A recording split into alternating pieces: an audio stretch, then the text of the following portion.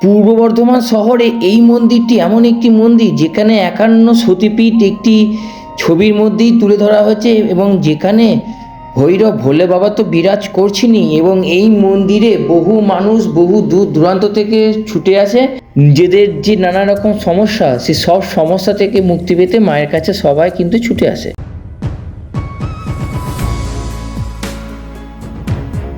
থেকে এমন একটা কালীবাড়ির সন্ধান দিচ্ছি এই ভিডিওতে। তোমরা যারা বিভিন্ন রকমের সমস্যা নিয়ে আছো, মানসিক সমস্যা থেকে শুরু করে রোগ ভোগে বিভিন্ন রকমের সমস্যা নিয়ে আছো, তো তোমরা চাইলে এই কালী মন্দিরে আসতে পারো, মায়ের কাছে পুজো দিতে পারো। এখানে একজন ঠাকুর মশাই থাকেন, ওনার সঙ্গে কথাবার্তা বলতে পারো নিজের সমস্যা নিয়ে। তো যাই হোক, তোমরা ভিডিওটি দেখো, মন্দিরটি দর্শন করো। আশা করি তোমাদের ভিডিওটি ভালো লাগবে। এটি হচ্ছে পূর্ব বর্ধমান শহরের মেন ঐতিহ্য অর্থাৎ বর্ধমান কর্জেন গেট। আর এই কর্জেন গেট থেকে একদম সোজা গেলেই পড়বে তিনকোনা বাস স্ট্যান্ড। আর দেখো, আর এটি হচ্ছে বর্ধমানের ঐতিহ্য, মানে বর্ধমানে কী কী দর্শনীয় স্থান আছে তা এইখানে ফুটিয়ে তোলা হয়েছে। আর এই কর্জেন গেট থেকে সোজা এসেই পড়বে তিনকোনিয়া বাস স্ট্যান্ড, এবং তিনকোনিয়া বাস স্ট্যান্ড থেকে একটুখানি গিয়েই ডান হাতেই পড়বে এই ত্রিকোণা কালী মন্দির। তো দেখো, এখানে পুরো লেখা আছে ত্রিকোণা পুকুর কালী মন্দির, ঠিক আছে। আর এই হচ্ছে মন্দিরের ভেতরের প্রবেশ পথ। তো বন্ধুরা, এবার আমরা আস্তে আস্তে মন্দিরের ভেতরে প্রবেশ করব।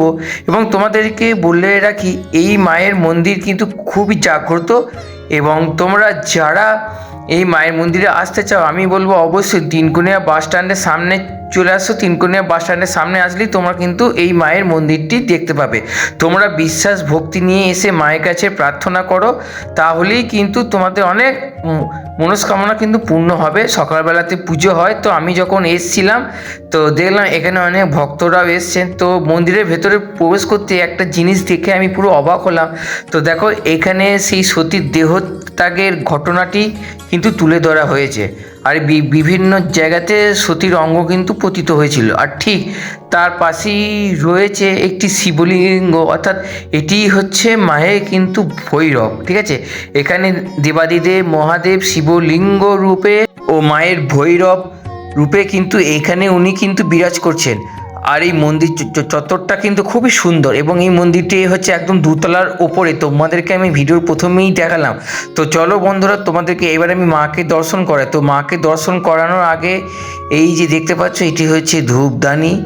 এখানে তোমরা পুজো দিয়ে এখানে কিন্তু ধূপও কিন্তু দিতে পারো। আর এই হচ্ছে পুরো মন্দিরটা, তোমাদেরকে একবার জাস্ট দেখিয়ে দিলাম।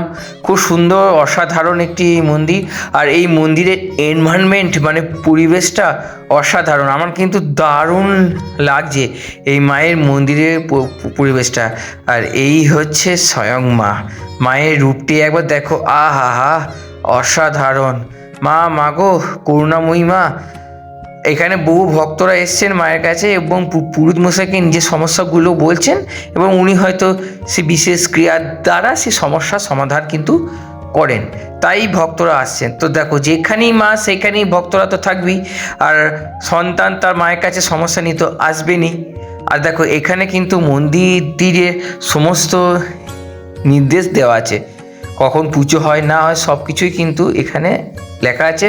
তোমরা চাইলে এই লেখাগুলি ভালোভাবে কিন্তু পড়ে নিতে পারো। তোমরা ভালো করে পড়ে নাও, ঠিক আছে। আমি সমস্ত লেখা তোমাদের সামনে তুলে ধরলাম। বন্ধুরা, এই ছিল আজকের ভিডিও। এই ভিডিওটি তোমাদের কেমন লেগেছে আমাকে কমেন্ট সেকশনে জানাও। আর এরকম ইউনিক এবং ভালো ভালো ভিডিও পেতে আমার চ্যানেলটিকে সাবস্ক্রাইব করে আমার পাশে থাকো। আমি কিন্তু সব ধরনের ব্লগ দিই, মন্দির থেকে শুরু করে কোনো ঠাকুর বাড়ি, তান্ত্রিক, তীর্থস্থান, সব রকমের কিন্তু ভিডিও থাকে আমার এই চ্যানেলটির মধ্যে। আমাকে সাবস্ক্রাইব করে আমার পাশে থাকো।